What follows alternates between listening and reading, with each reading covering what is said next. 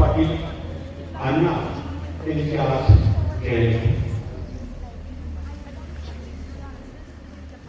अण्णा हे सहकारची चळवळ मध्ये एक अग्रगण्य नेतृत्व होतं की त्यांच्यावर सानेगुरुजी, एस.एम. जोशी, नाग गोरे अशा समाजवादी विचारांच्या लोकांचा पगडा होता.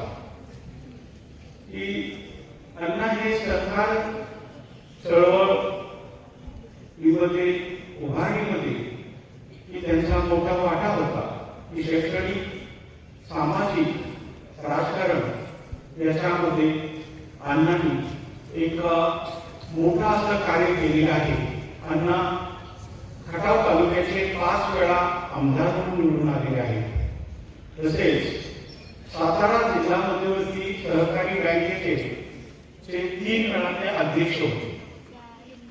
की सातारा जिल्ह्याच्या राजकारणामध्ये एक दबदबा असलेले हे व्यक्तिमत्व म्हणून अण्णांना पाहिलं जातं.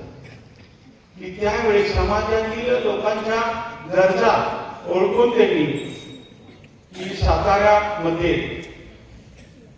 कंझ्युमर बोर्डची स्थापना केली.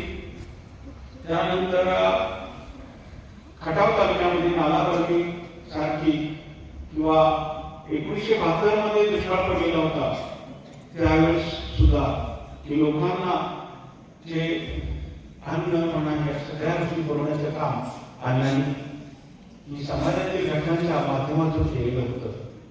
आणि शाळेमध्ये तर अण्णा आल्यानंतर आपल्या मुलांच्या मध्ये रमून जायचे.